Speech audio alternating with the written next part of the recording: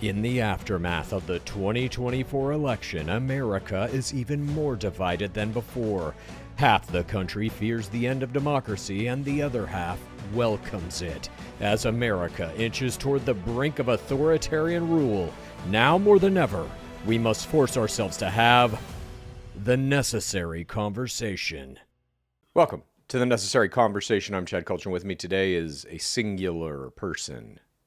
Yo, yo. My mom. Everybody else has abandoned us, Mom. How does it make you feel? Let's start this right. I have been on every podcast except one that I was really, really ill. Yeah. I am the only one that's only missed one.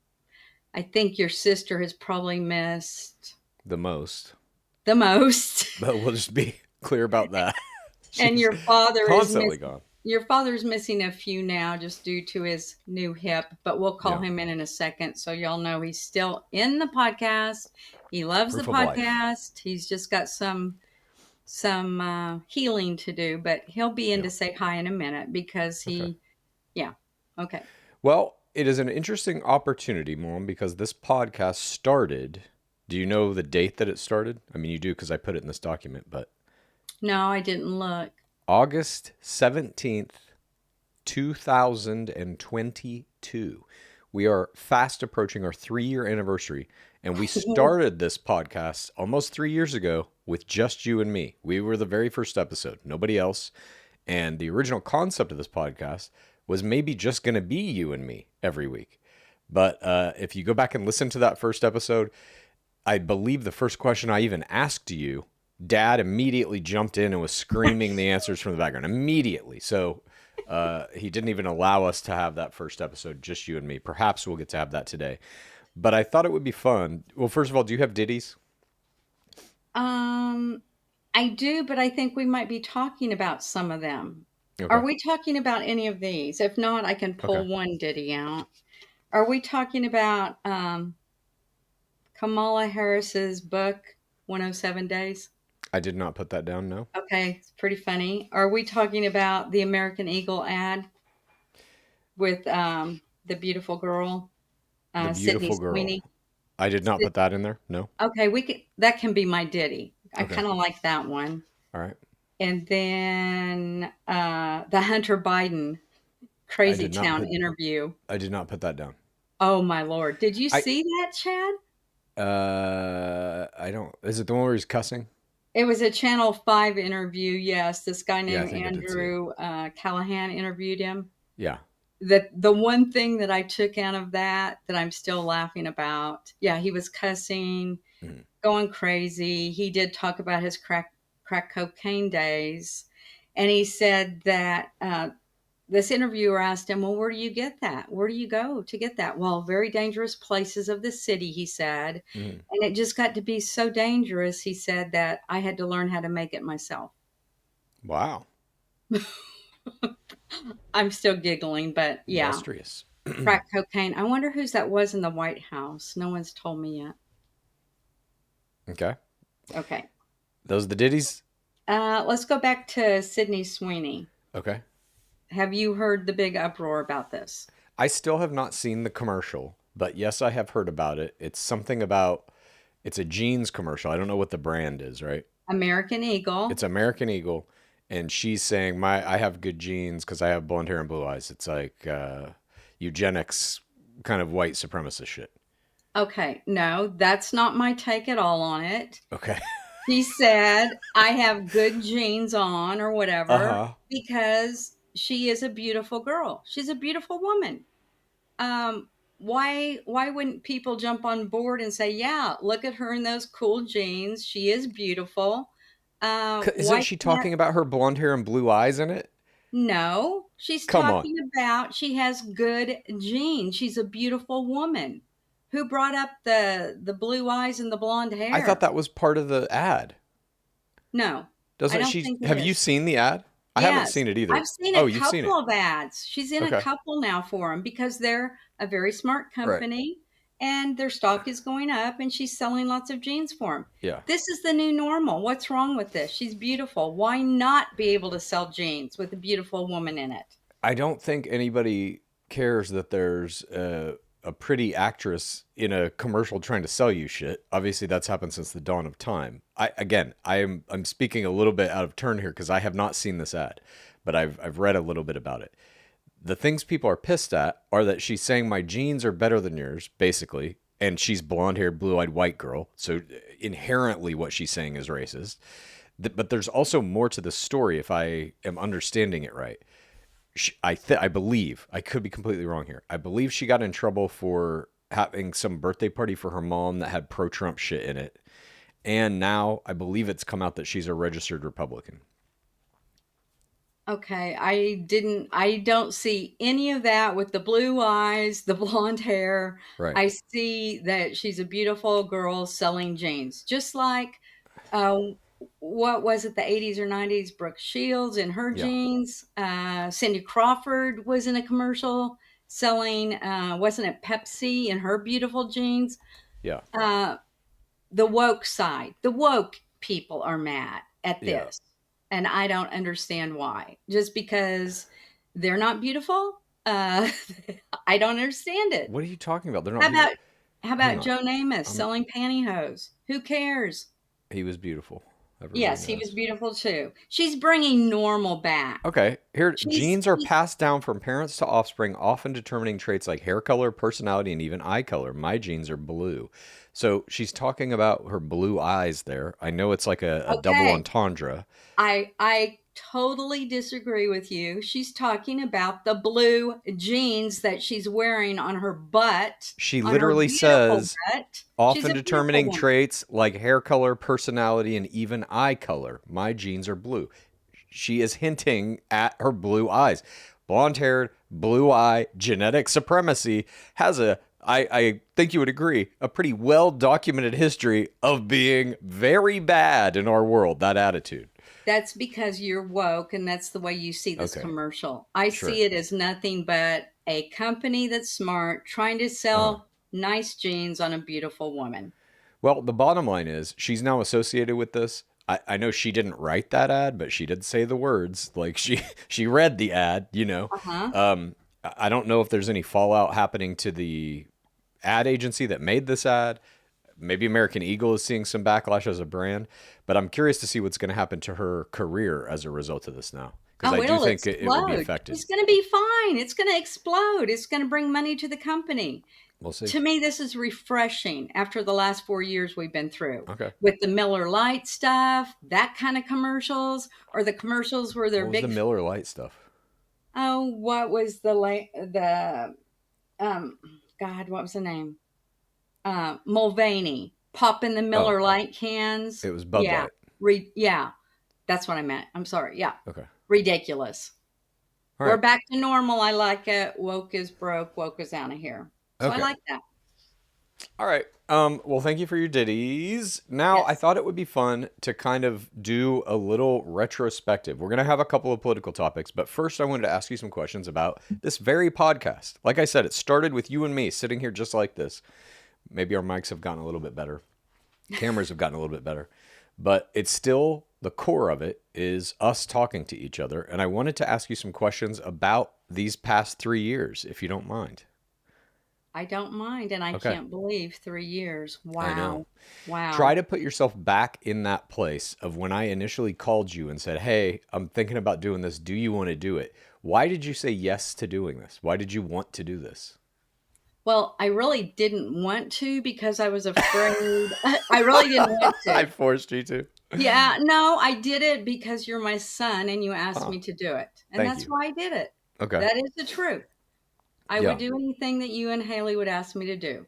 Okay. But I was standing in the kitchen. I got the phone call from you there.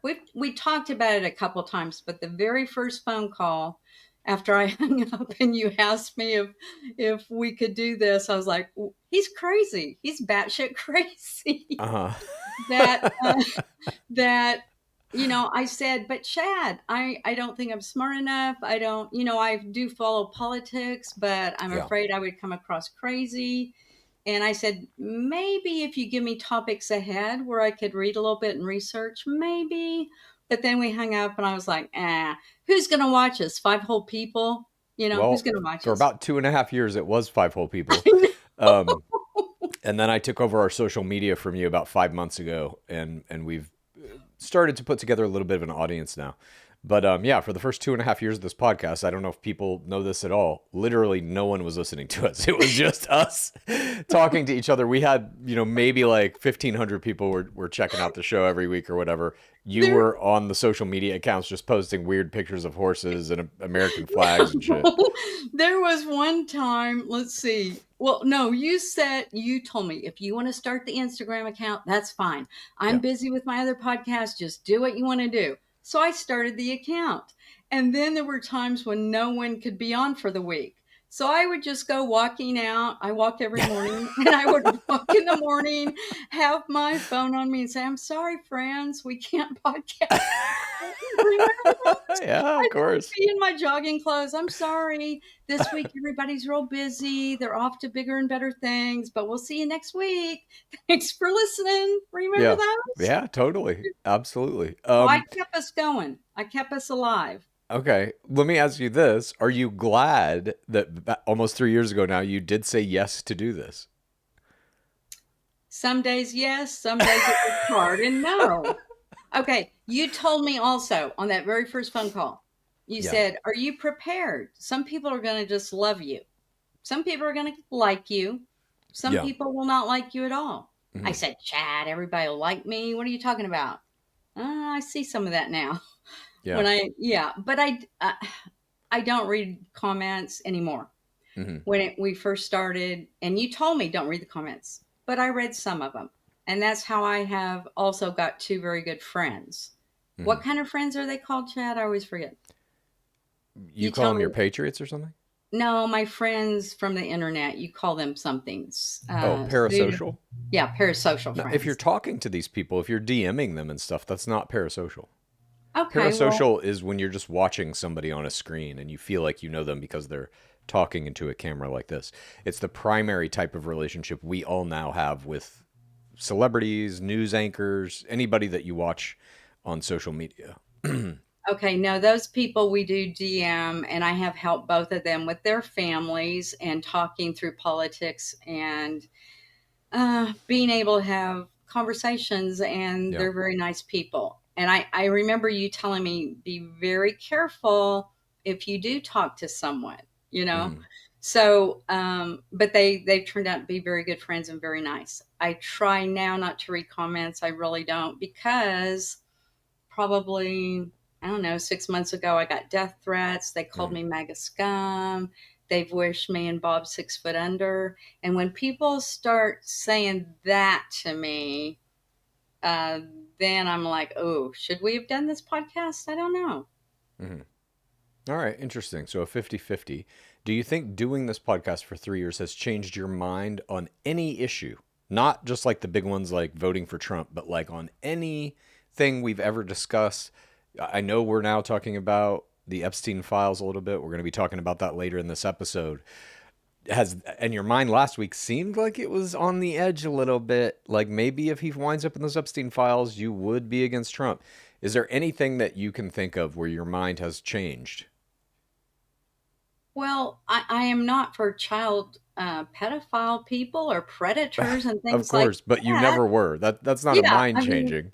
so what are you, like me going to the other side to be a liberal? No, that's never going to Or I happen. know I remember there have been some issues where you've disagreed with what Trump is doing here and there.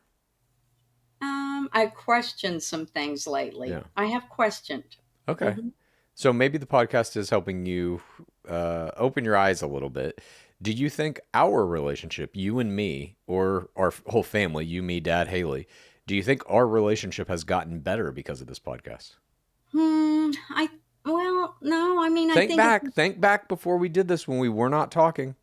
okay. But again, we had a reporter ask us this question. Uh huh.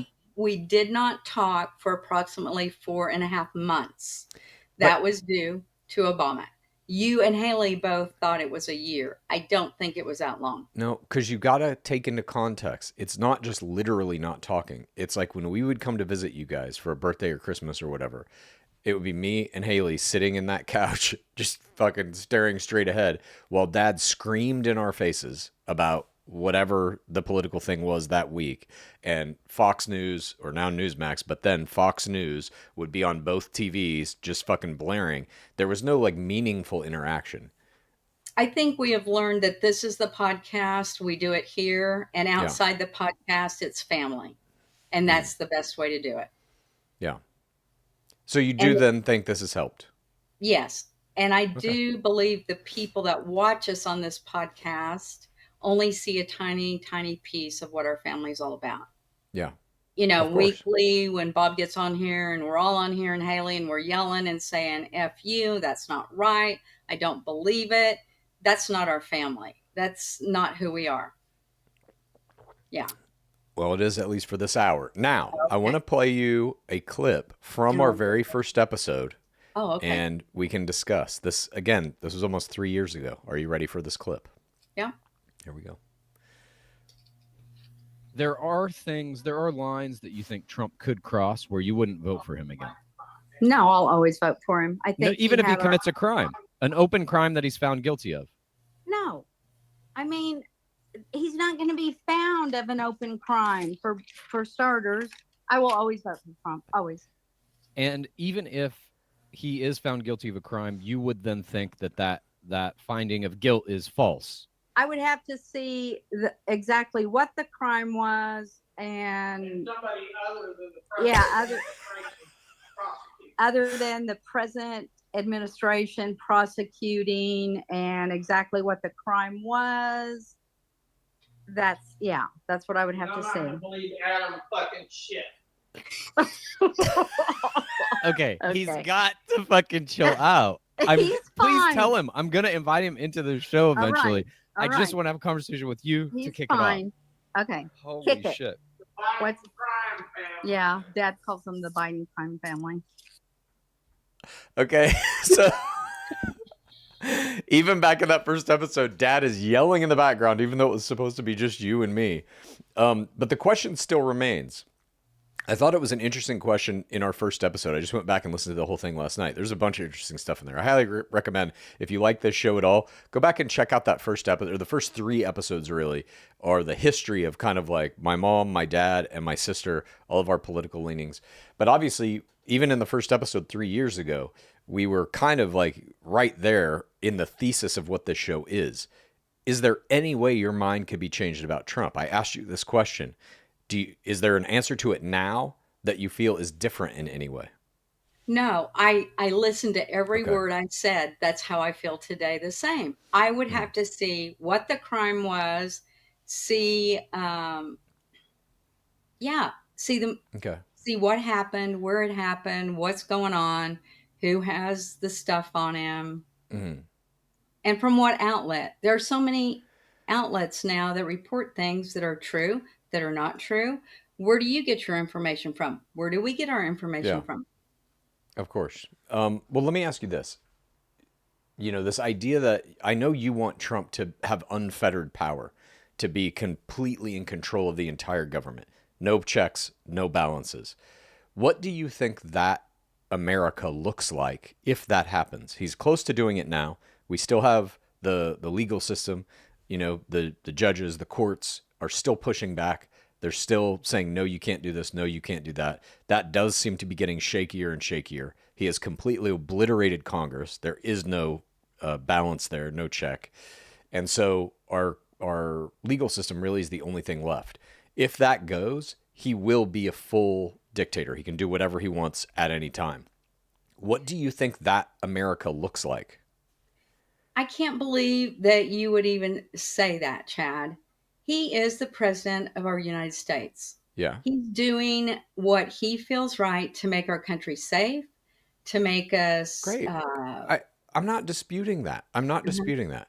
I'm saying in America, there's this system of 3 branches of government: executive, Right. You bring this up legislative. every time. What's that? Yes. You bring this And up judicial. every time. Okay, great. Yes. So the way it's supposed to work is each of those branches checks and balances the other one so that one of them doesn't get completely out of control and take over everything. Well, right now, Congress, the legislative branch, is gone. Trump has destroyed it. He has full control of it, passing the big, beautiful bill. Anything he wants, just rams right through. the judicial system is still checking him here and there. There are people filing lawsuits against his administration. There are judges blocking some of his executive orders. The Supreme Court is trying to curtail that even. And if that happens, he'll have absolute power, which I believe you want for him, right? You want him to be able to sign an executive order and it goes into effect immediately. No one can challenge it, right? All presidents have done that. Why would he be any different? No president has done that. Okay. No president has had unfettered power. How many, let's see, how many executive orders did Biden do on the very first day that he was president? Like over 100? No, this is absurd. Trump has done more than any president times 10. Okay, so all presidents do that. They pardon anybody and everybody they want. Trump pardoned almost 1,600 people on January 6th. No president has done that. We watched that video last week about how all of these dudes that he pardoned are now violent criminals. Yeah, some of them were before they were pardoned. There were some that Biden did the same too. So you always make it bad for Trump when it's bad for the other presidents too. But you always throw Trump in my face. I'm not making it bad. I'm saying, what do you think that America looks like if Trump finally gets rid of the judiciary and can do whatever he wants?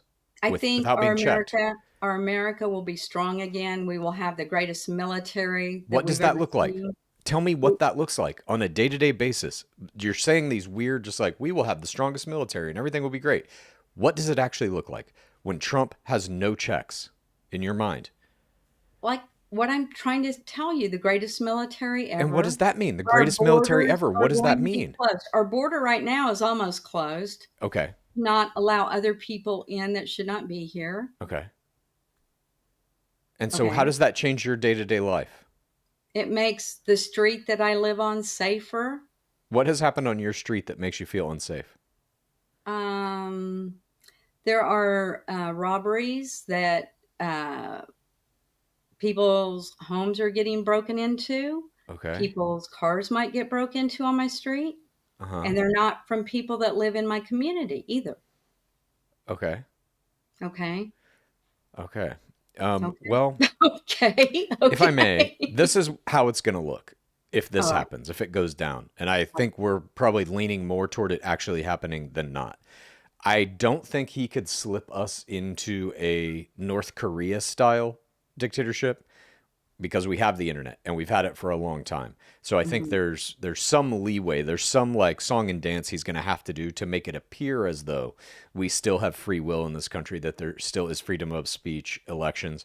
I think it'll be much more like Russia, where he will be able to openly incarcerate or kill anybody who dissents against him, any political opposition like Putin does. You're crazy, Chad. He's already doing it. He's already trying to arrest senators and stuff. Oh, killing people. Yeah. I think you're looking at the wrong president for that. Obama's and Clinton's. I mean, there's more evidence coming out now that assassination attempt was fake and that the guy they killed was just like, we got to kill somebody to make it look real. That's ridiculous. That is ridiculous that you would say that. It makes me very mad that you would say that. All right. I'm just saying that if he gets to the place you want him to get, where there are no governmental restrictions to anything he can do, he signs an executive order, it goes into effect immediately without anyone checking it. We are going to be living in a Russia-type scenario where all opposition is killed or jailed, where all of the money gets sucked straight to him and whoever his most loyal inner cabinet is. That's already kind of happening. We're seeing it in real time. You're crazy, Chad. And we don't have any elections anymore, any real elections. We will still be a democracy, but he'll win every election. Your father wants to say hi. Is that okay? Yeah, of course. Okay, let me holler at him. Bob! Bob! Come in and say hi. All right. Nothing like a... It'll take 5 minutes for him to get in here, so keep talking next segment. Well, I have a listener question that I wanted to play. Would he be able to answer it? Sure. Let him hobble in here. Oh my God. There's nothing like waiting on someone to hobble into a room on a podcast to just kill it. Let me say this. Thank you. A lot of people have DM me and I do read some of those. Mm-hmm. I don't read comments on our podcast, but I do get a few DMs and they have said very nice things and get well wishes for Bob, for Kitty. Mm-hmm. So thank you. Thank you. Thanks for being nice. All right, we cannot wait for him to hobble in. He's coming, Bob. We have to continue the show. He's coming. He's yelling at me. All right, well, I'm going to start this question now. All right? All right. Is he like, how close is he to the door? This is insane. Let me look. Stay there. Let me go Oh look. God! I said there's nothing like waiting on a guy to hobble into a room to kill a podcast. Also, nothing like the only other person on the podcast speaking leaving the room. It might be a while. Go ahead and hit that. Go ahead and hit the Okay. listener question. Hi, Culture and family. My name is Casey. I'm from Chicago. I got to see Chad at DePaul, which was great. I am curious. My question is specifically for Chad and Haley.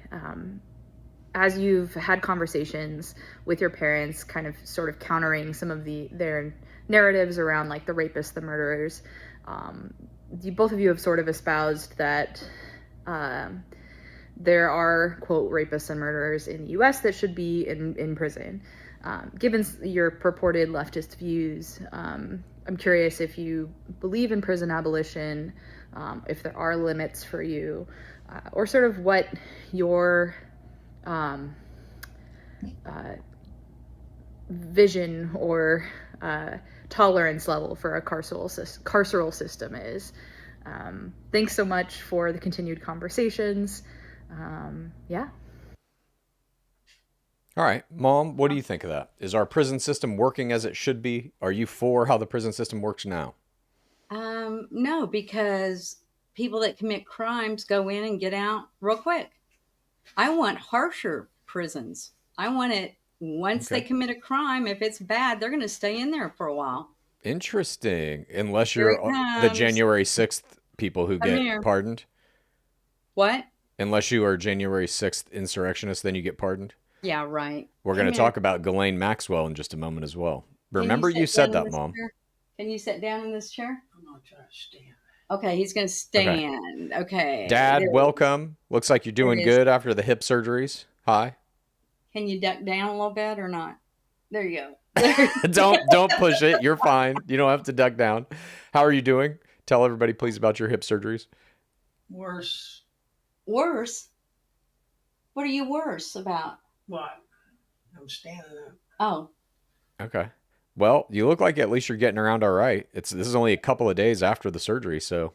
He just wanted to let everybody know he is still on the podcast. He's not 6 foot under. He's up and moving, and he'll be back for good probably in a week. All right. I don't know if you want to contribute to this thing. We're answering a listener question right now who asks, is our prison system working as it should be? Should we change it? Should we not have it at all? Yes, we should have our prison system. All right. I said make it harder. I said it needs to be tougher where they don't get released so quick. Yeah. 85% of your sentence. Yeah. Here is how I would do it. I don't agree with the way we currently have a prison system. Currently, it's for profit. The more bodies you have in a prison, the more money you make if you're the private company that owns that prison. So they are incentivized to keep people in as long as possible. Actually, Mom, you're wrong about that. And they are incentivized to have people in those prisons, whether they committed the crimes or not. If you have a body in that jail cell, you are getting federal subsidy money. And the companies, by and large, that own the for-profit prisons in this country are giant billionaire-style prisons just making money off the backs of people that are there.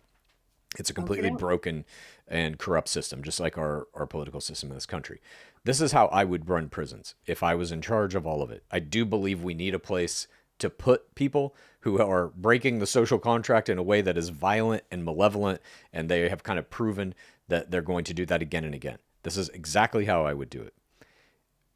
Same kind of court system. Clean it up if you can, but whatever. You get to go to a trial, you get to have a lawyer, and you get to be judged by a jury of your peers on whether or not you are innocent or guilty of whatever your crime is that you're being charged with. If you are guilty of that crime, you then go in front of a board of 100 people on a jury.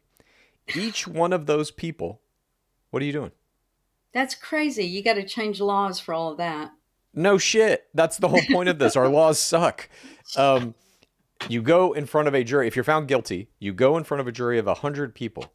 Each one of those people has 2 points they can allocate. You can give some. Are you okay? You're crazy, Chad. You can give. Fly. Dad said it'll never fly. Obviously, it's too good. You get to allocate either 0, 1, or 2 points to the person found guilty. If that person ever accrues 200 points, they go immediately to jail, potentially for life. Monopoly. What's that? Go to jail. Monopoly. Go to jail. Yeah, potentially.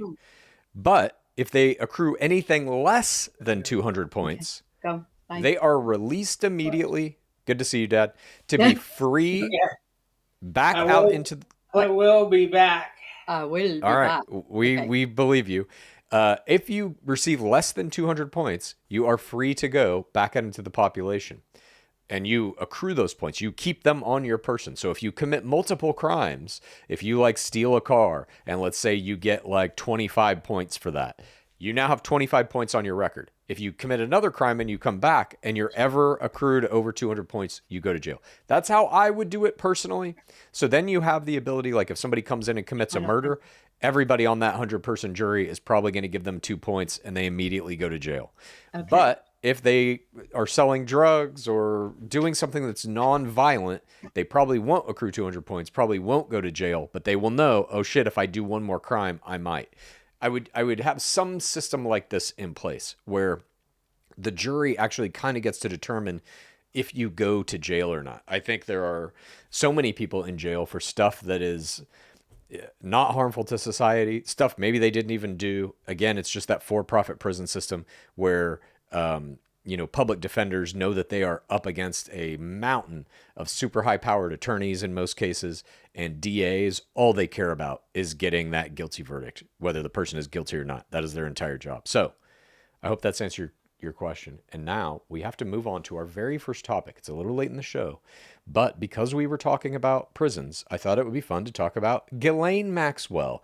Ghislaine Maxwell was recently relocated from FCI Tallahassee, a low-security prison in Florida, to the federal prison camp in Bryan, Texas, a minimum security facility with limited or no perimeter fencing and dormitory-style housing. Such transfers are typically based on security classification and release planning. The transfer occurred about a week after Maxwell sat for a 2-day interview with Trump's Deputy Attorney General Todd Blanche, who questioned her about the Epstein list, and she reportedly gave information about the list to Blanche. It's widely believed that Maxwell is trying to bargain for a full pardon from Trump, which he has not ruled out. Maxwell's transfer has sparked outrage from many of Epstein's survivors and their families. One of those families is Virginia Guffrey's. She was one of Epstein's victims and worked at Trump's Mar-a-Lago. Do you think, Mom, that Maxwell deserves to be serving her sentence in a minimum security prison? No. Not, right, exactly. This goes back to what you just said about prisons should be stricter, harder, harsher. Yes. Okay, yes, so you disagree with what Trump is doing here. Yes, I don't know why she was moved. Why did they move her? Other than... They're getting ready to pardon her.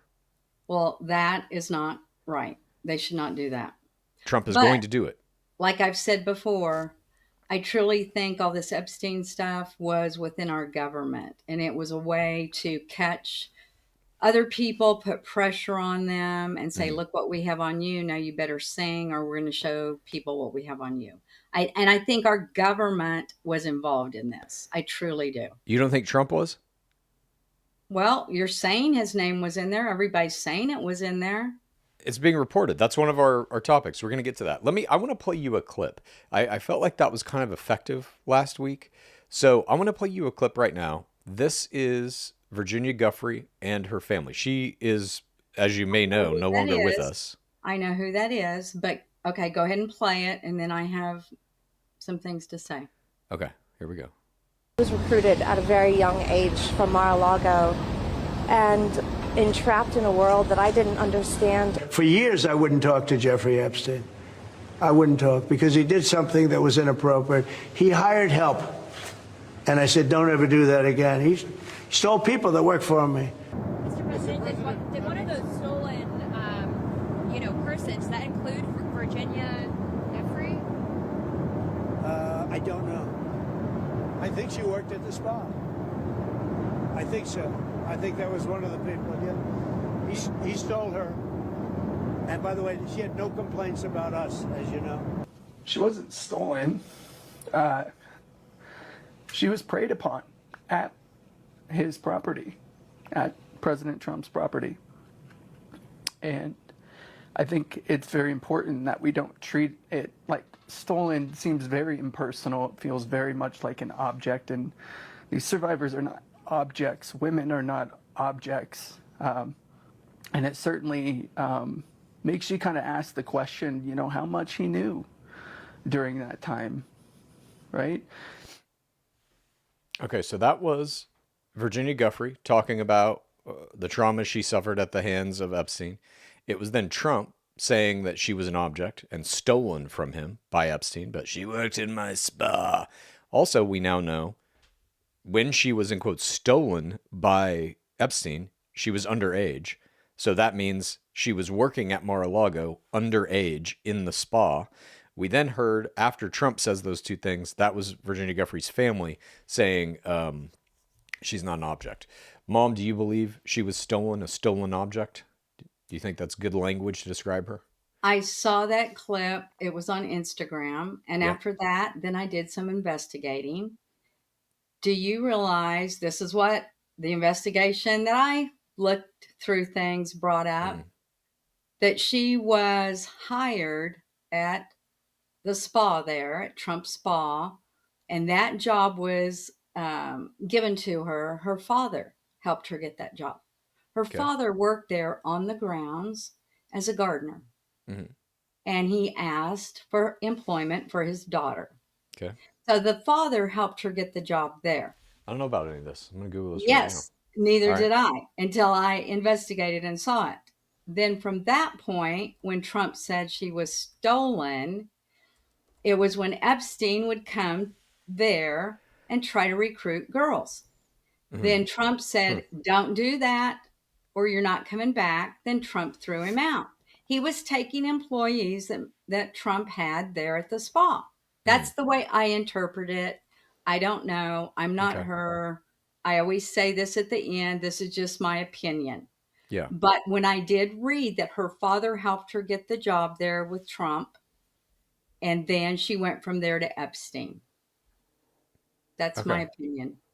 Well, and I'm sorry that she committed suicide and she's dead. I am really sorry for her family. It's terrible. Of course. The whole situation is terrible. But yes, you can see now, what I'm trying to do here with this is you can see Trump was involved in this. He knew that she worked in the spa. He knew that Jeffrey Epstein took her.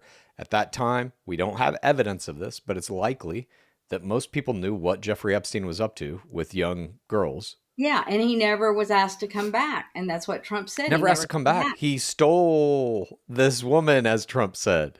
Well, Trump had to have known what that was for. By saying he stole her, I think he meant by employment. He employed her. He said, come to my place. I'll pay you better. But it even shows the mindset of Trump is that she was something he owned, something he possessed, and Epstein stole her. He took an employee from his. That is not what Trump said. He used the word stole. Well, he didn't use the right lingo there. All right. Well, speaking of the right lingo, I want to play a clip from Newsmax. Wait a minute. If you also go back to I think it was 2016 when she started transcripts and started to talk, and they asked her, did Donald Trump ever hurt you in any way? No. They asked. But he's also, Donald Trump is accused by another woman of raping her when she was 13 with Epstein. So who are you going to believe? Exactly. Okay. All right. I want to play you a clip from your beloved Newsmax. Yes. Are you ready? I'm ready. Here we go. Blanche is the Deputy Attorney General, the #2 ranking official in the Justice Department, and he's about to meet with Jeffrey Epstein's ex-girlfriend in prison, Ghislaine Maxwell, to find out what she knows. Let's find out. What is this all about? And she's also been subpoenaed by the Oversight Committee. I think this is great. I do have a feeling that she just might be a victim. She just might be. There was a rush to judgment. There was a lot of chaos there for a while. All right. Granted, she hung out with Jeffrey Epstein, and I know that's apparently not good, but she's in jail for how long now? 20 years. A 20-year sentence. All right. Do you watch that guy, Greg Kelly? Yes. You like him? Yeah. Do you agree with him that Ghislaine Maxwell is a victim? What does he mean by that? That's what I didn't understand. that she has been set up. There's another clip of him talking about how he thinks this whole thing was a setup and she might not have known anything. And because Epstein killed himself, they had to pin it on somebody. And so she took the fall. No, she knew. And about 2 podcasts ago when you and Haley were just like squirming and so excited that Trump might be on the list. I think it's so funny that you guys are so excited now about the list. It's not us excited about it. That has been a right-wing talking point for years. You are drooling over it. Anyway, I said about 2 podcasts ago, why don't they ask her? Why don't we get to the bottom of it? She knows. They did ask her. His deputy attorney general went in there and I think this is why they moved her. She's like, fine, I'll give you information on everybody that's not Trump, but I need special treatment. Move me to a better facility. It literally was a quid pro quo. Why out of your mouth right now did you say I'll give you information on everybody but Trump? Because that's what they're telling her. They're saying we need you to come out publicly and give names and exonerate Trump. Trump is all over the Epstein files. One of the topics that I wanted to cover in today's show, but I don't know if we're going to have time, was the fact that he had the FBI redact his name in the Epstein files. That reporting came out this week. You were talking about that earlier. I have not seen that. Now, of course, that probably wouldn't be on Newsmax, but I haven't seen it. I haven't seen it anywhere. All you got to do is Google. Google. Okay. All right. Just for the record. She holds the key. She knows what happened. Yeah. I don't think she's going to flip and say, okay, I'll give you all the names but Trump's. No. She's going to tell the truth. Let's hope she tells the truth. She's lied hundreds of times on the stand under oath already. All right. Well, I don't know. This is a woman whose entire life was based on lying, hiding the truth to keep Epstein safe, to keep herself safe. They were engaged in one of the largest criminal practices of child sex trafficking maybe the world has ever seen, at least in the modern era of humanity. Right. And her whole job was going into public functions, big fundraisers where there are a lot of rich people, and smiling and shaking hands and pretending like they didn't have an island of children that they were sexually assaulting. She should be in prison for the rest of her life. But I'm saying whatever she says. If Trump pardons her, that could change the tune on me because that's not right. Okay. Now listen, and also I researched, I went back, it said that Bill Clinton during his presidency, and I know you're saying we're not talking about him, but that's kind of important. I guess Epstein came to the White House 17 times when Clinton was there, and one day he was there 3 or 4 times in one day. Why would he be there? I have no doubt Bill Clinton is just as guilty as Trump. And they don't want any of this released because then he's going to go down. Of course. None of them want anything released. So maybe she was moved so that the Clintons can't kill her now. To a minimum security prison? Suicide. It seems it would be easier to kill her where she is now than... To a fake suicide or something. I don't know. I'm maybe. Just throwing that out there. All right. Our next topic is going to be Gaza, but I want to do our simmer down right now. We're already 45 minutes into this. So, Mom, you had a simmer down idea that you wanted to do. I wanted to ask you, I wanted everybody to be on this to ask them because I don't know what they would say. Maybe we can do this next week too.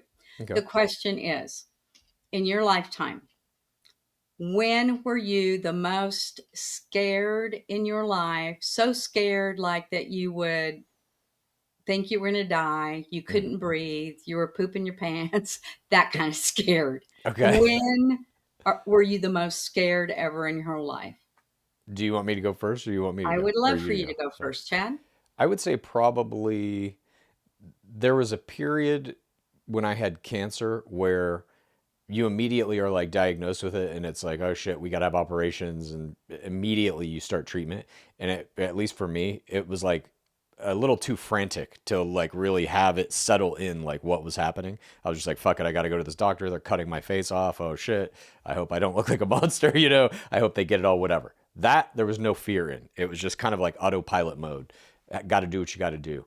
But then when I had subsequent testing, like about a week after all the surgeries, there's a point where they're seeing if the cancer has spread through your body, and they're doing all these tests, different contrast MRIs and CT scans and injecting radioactive particles into your bloodstream, all this shit. And there's a period where you're waiting for those results. And you know, if they're bad, if it's spread to like your lymph nodes or something, you're dead.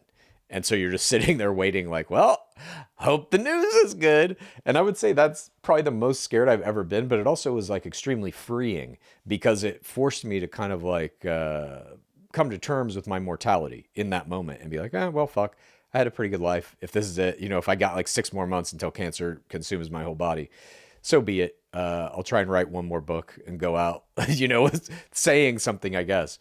But there was a period of like maybe a day where I was like, fuck, I could really have cancer everywhere in my body. This could be it. And that was pretty scary. How about you? Yeah, that is terrible. That was a terrible time. And I know I've been trashed on the podcast for this. It was a terrible time for you, but it was a terrible time for me too. It was terrible. It was terrible. Yeah. But you're cancer free. You're on the other side. Well, nobody's cancer free. Well, I know. You say everybody has microtumors. Literally every animal on this planet has microtumors, and you're just sitting there waiting with these ticking time bombs in your body to have the circumstances coalesce that will allow them to explode into a cancerous tumor. And now too, since the COVID and everybody got those shots, there's a lot of tumors now popping up that shouldn't be. Okay. I'll just let that go there. Okay, my most, because some people don't believe it, I truly do. We had friends that died from that goddamn shot. We had one of your dad's closest friends. Okay. So it is 1981. Haley is, let's see, April. I remember this. April, May, June. April to May to June. 2.5 months old. You would have been, what, 4? This I don't remember, actually. You would have been 4. It started raining approximately at midnight. And I told your dad, it's raining hard. He's like, go to bed. So we all go to bed. 4 o'clock, I had to get up, I think, with Wally. Did we have Wally then? Yeah. It was one of the dogs. And I couldn't get him out the back door because there was so much water out there. I was like, what? And I said something again to your dad. He goes, go to bed. Now it's 7:30 in the morning. We all woke up. I opened the front door and the water is coming in the front door. We lived in a town called Great Bend, Kansas, and it was the flood of 1981. From there, of course, your dad gets up immediately. We turn on the news. We turn on the radio. We're starting to put furniture up. I'm like, holy hell, Bob, that water's coming in our house. I look out. The street is like you could put a boat out there, and there was a boat. I said, my God. I called my mom. I said, Mom, we're going to try to make it up to where you live. She lived up on a street called Broadway, which was up higher in the city. I said, we're going to try to come up there and make it. And she goes, okay. She goes, we're high and dry up here.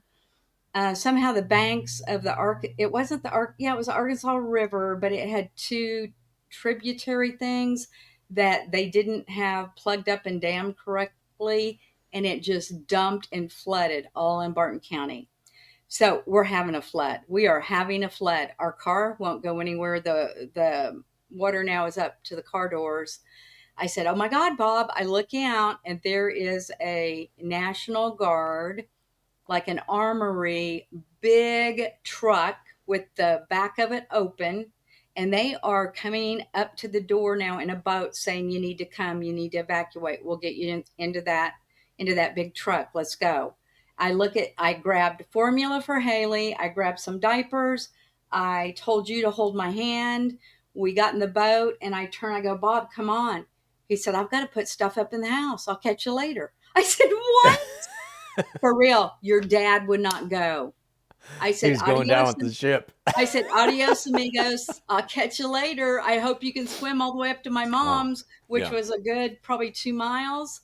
He goes, I'll make it. Don't worry. So I have Haley who can't swim. I have Chad who can't swim. I have formula, diapers, tucked in the little boat. And the guy took us from there, put us up into the truck. The truck takes off. It's stalled. And there's probably 8 people in there with us. And you sit on these benches on the side. And I was in the very end because I was the last one that they picked up. As that truck was going over the bumps, I'm hanging on to both of you like this. I was like, oh God, hang on. Don't let them bump out of here. If one of you would have went flying, what would I have done? And then, okay, we turned down 10th Street. As we're going down that street, I'm looking at the back and I see cars with the water up at the top and they're swirling over the top of the car. Mm-hmm. All I thought is, if this truck stops and the water starts to come in, I can't swim very well. I can swim, but to save 2 babies' lives and me, I don't know. Yeah. I got hot all over. I started crying. I'm grabbing you guys like this. God, get us up to my mom's house. Mm-hmm. The truck stopped 3 different times with the motor. We finally made it. That was the most scariest moment in my life. Thinking, how could I save both of you? I didn't know how to do it. You did it. I was in a predicament. Yes. You saved us. I saved you. We made it up there. And then your father came probably 45 minutes later with a big church truck, grabbed him and brought him up. Right. And he I'm did. sure he was screaming the whole time. I put the TV up on the shelf. I put this up on the shelf. Everything should be fine. We got to get back there tonight. We got to see what's going on. Yep. Oh my God. Wow. I was scared. It was very scary. Those are our moments of fear. Now, I do want to get to one more topic before we wrap up today's show. It is an important one. Are you ready? I'm ready. Gaza. A recent UN-backed report confirms Gaza has entered a, quote, worst-case famine scenario with 2 out of 3 famine thresholds breached. Over 122 people, including 83 children, have died from starvation so far, and more than 28,000 cases of severe malnutrition have been documented. A full blockade imposed by Israel in March of 2025 severely restricted UN and humanitarian access. The UN recommended 500 to 600 trucks be allowed in with humanitarian aid, but Israel only allows 69 aid trucks daily. Since May 27th, over 1,054 Palestinian civilians have been killed and more than 4,891 wounded while trying to access aid at UN-affiliated distribution sites. On July 27th, 94 Palestinians were killed by Israeli forces while seeking aid. Medical sources reported 209 deaths among aid seekers in recent days alone. A separate incident known as the Flower Massacre occurred on February 29, 2024, when at least 118 people were killed and 760 injured by Israeli firearms while waiting for a flower distribution site. Mom, let me ask you, do you believe people in Gaza are starving? Yes. I see it on TV. Yes. Okay. Do you believe it's being done on purpose by Israel? I don't think by Israel. Who do you think by then? By the bad guys that won't let him get through. Israel is the one imposing the blockade.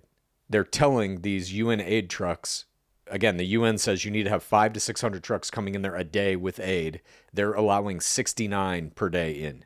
But then they're being intercepted also by the bad guys. It's very complicated both ways. The Israeli army is shooting people when they go to get aid. Yeah, it's a bad situation. I don't want anybody to starve. I don't want anybody to be dead, especially those babies. It's not right. Uh-huh. I don't know. So are you prepared then? Maybe I don't even need to play this first clip. I had a first clip that was an NBC News piece all about the starvation, but if you believe it's happening, we may not even need to watch this clip. I am curious, though. You're saying it's bad. You're saying it's happening. You're acknowledging it's happening. Yes. Do you acknowledge this is a designed genocide by Netanyahu? No, I don't believe it's all Israel. I don't believe it's all him. I also believe it's the... who are they? The Houthis, the Hamas, all of those. What? You watched these videos, you're saying. You've seen there are entire neighborhoods that are just rubble now. Yes. People having to sift through it, people waiting in these lines to get a bag of flour if they can, and then getting shot by Israeli forces. Right. There's no, I think you have this perception that there's a war happening there. I do believe that. There's no war. It's the Israeli army killing everyone there. And now actively with policies in place to only allow a small fraction of what is the recommended amount of aid trucks through. 69 aid trucks out of the UN is saying you need 600. They're letting 10%, a little over 10% in. And hasn't Trump now has got involved, right? Hasn't he said we're going to stop this pretty quick or what? Trump always says he's going to stop wars. Guess how many wars Trump has stopped since he's been in office? 0.0. He has no power to do that. He's completely inept. He's working on it.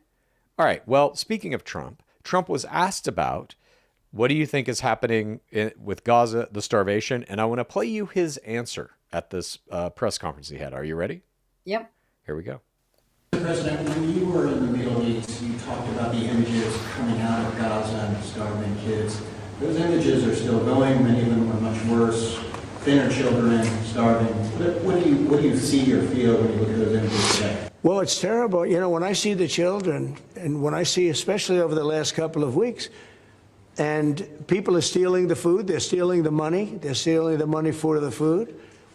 They're stealing weapons. They're stealing everything. It's a mess. That whole place is a mess. The Gaza Strip, was given many years ago so that they could have peace. That didn't work out too well. When Israel gave that up, whoever was the prime minister at the time, who I know who it was, but it was not exactly a very clever thing to do, because that was given so that they finally have peace, and it's actually made the situation worse. But we'll see what happens. I think Iran is acting up. I think that we have a lot of people we have Venezuela acting up in a different way. They continue to send people that we rebuff to our border. They continue to send drugs into our country. Venezuela, they've been very nasty, and we can't let that happen. But we have other countries too. We do have, and this is just getting a little off subject, but we have now the safest border we've ever had. And I think in many respects, we probably have the most successful, and I say it all the time, every leader, when I went to NATO the other day, every leader said, you have the hottest country in the world. We have the hottest country in the world now. We're taking in hundreds of billions of dollars.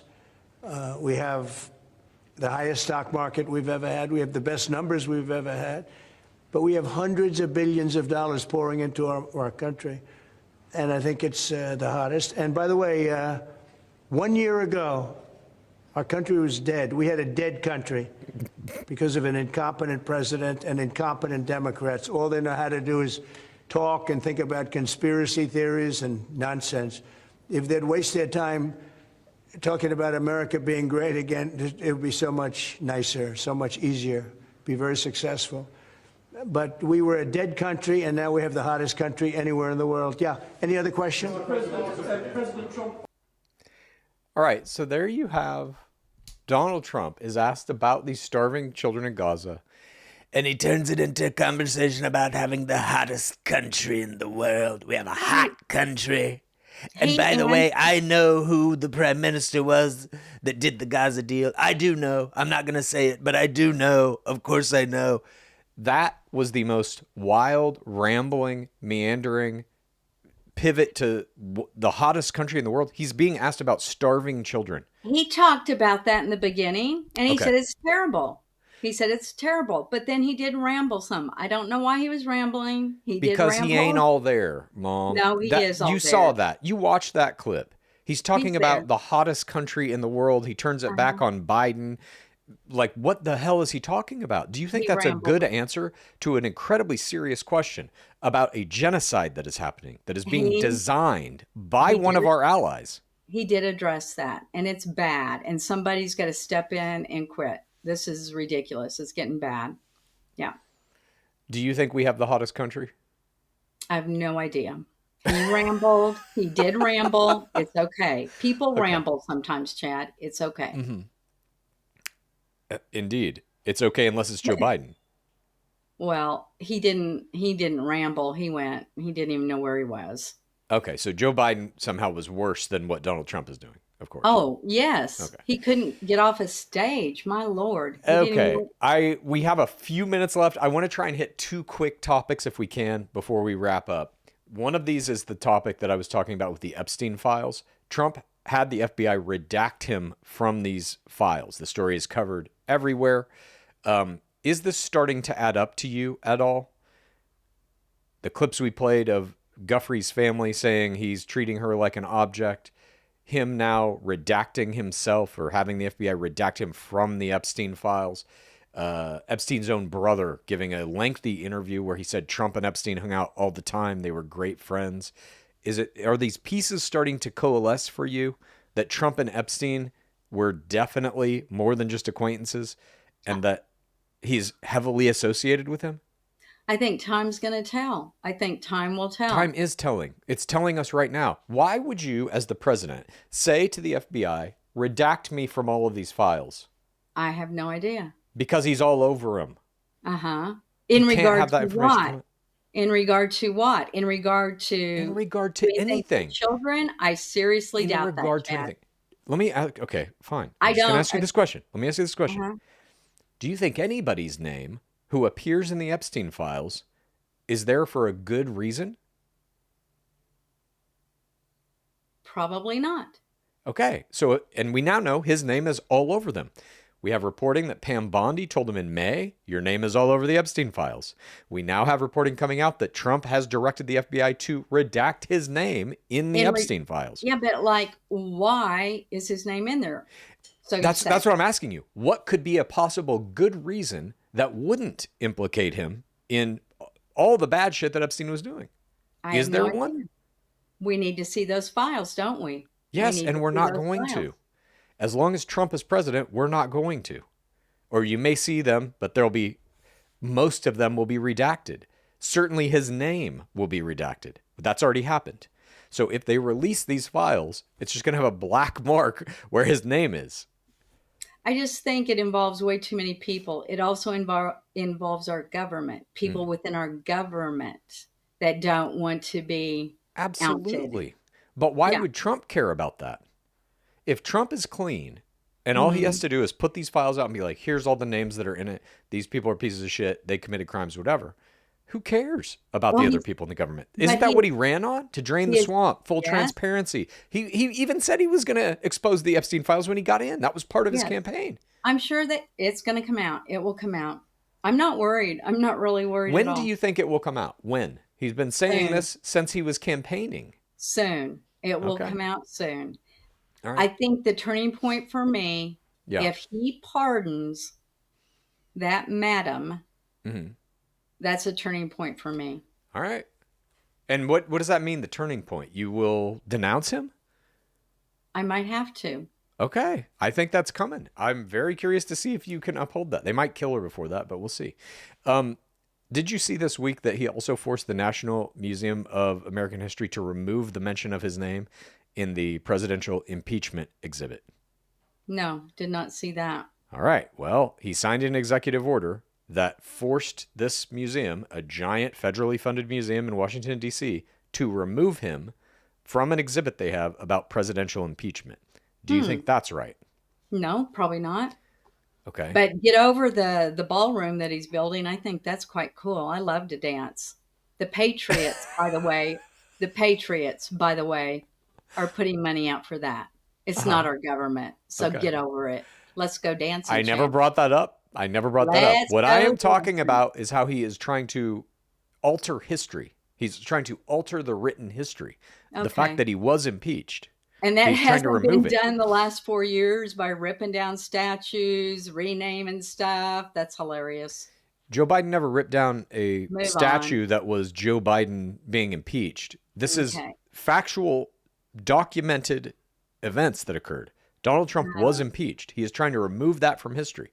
You don't think that's bad? Football teams, yeah. Speaking of football, my final topic is the presidential fitness exam. This week, Trump signed an executive order restoring the presidential fitness test for public school students and reviving the President's Council on Sports, Fitness, and Nutrition, a program aimed at combating childhood obesity and promoting physical wellness. Ex-NFL linebacker Lawrence Taylor, along with athletes Bryson DeChambeau, Annika Sorenstam, and others, were named to the newly reconstituted council.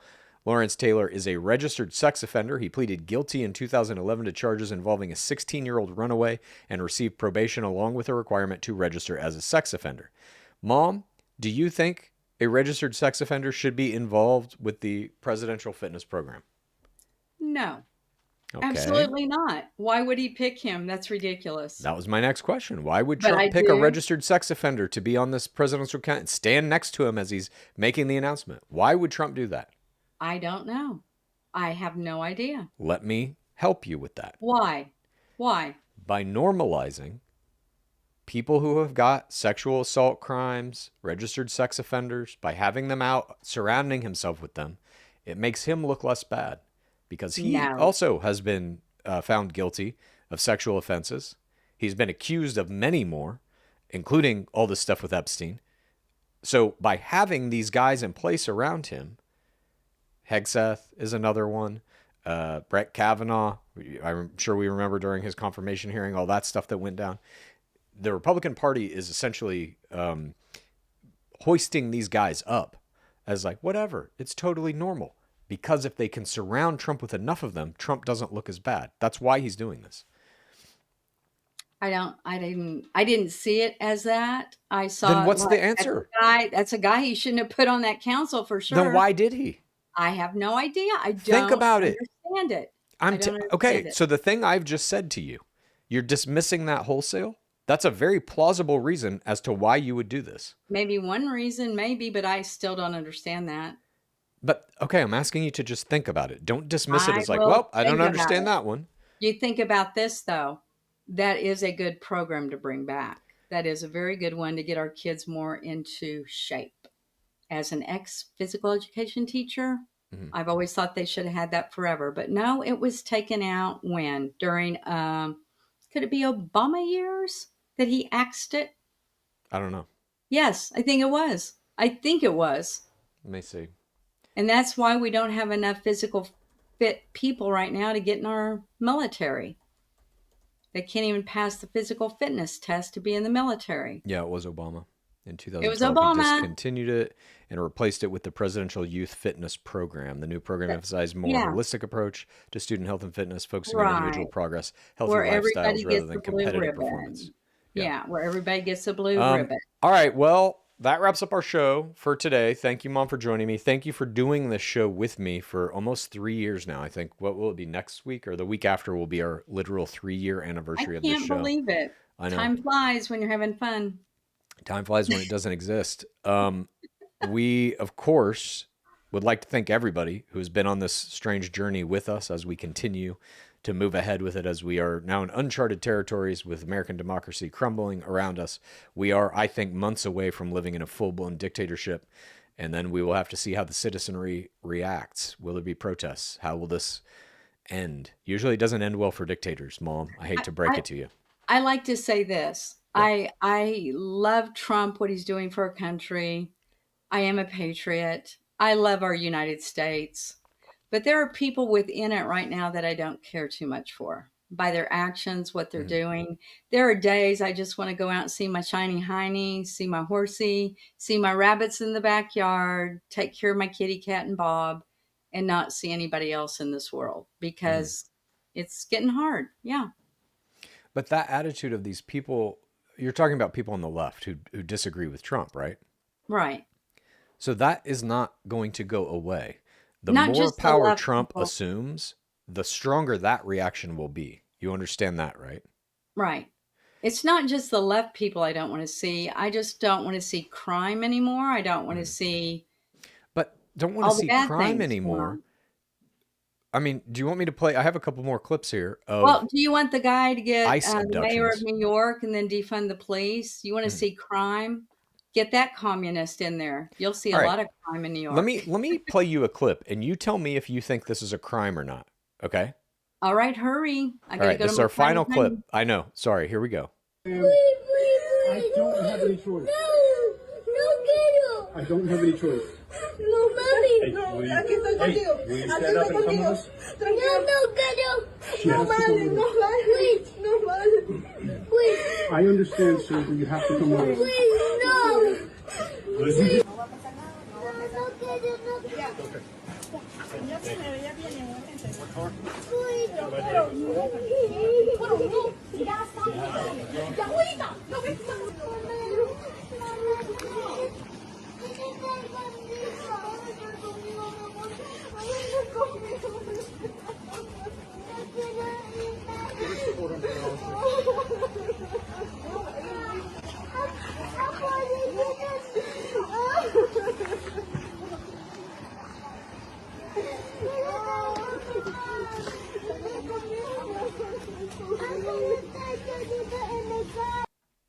That was ICE kidnapping a child and the child's mother. Here is one more.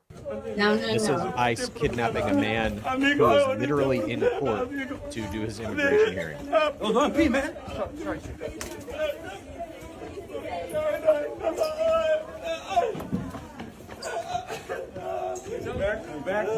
Look at that. Does that look like a crime scene? That's a gang of masked men literally kidnapping people out of the courthouse.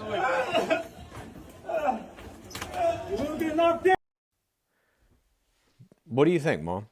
Why do you get to play clips like that when I don't get to play the clips of the mothers of the children, their daughters that were raped with their heads crushed in with rocks and raped and thrown up again? Remember, I said I wanted to see that. You didn't send me any of those clips. Send me a clip.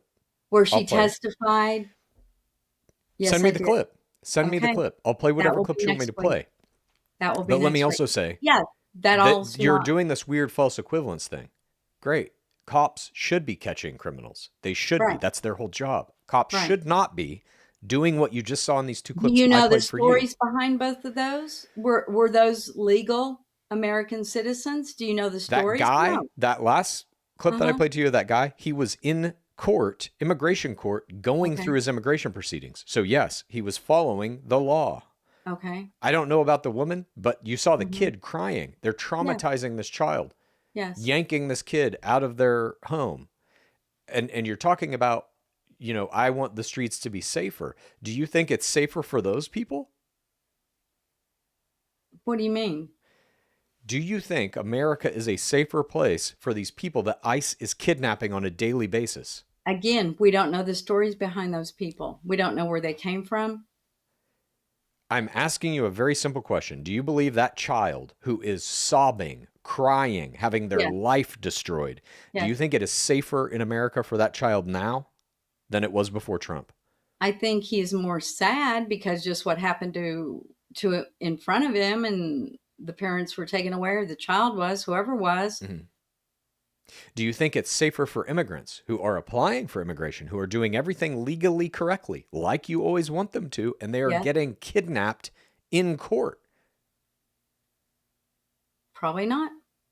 Okay, but so when you say safer, who are you talking about? How many years have they had to do this the correct way?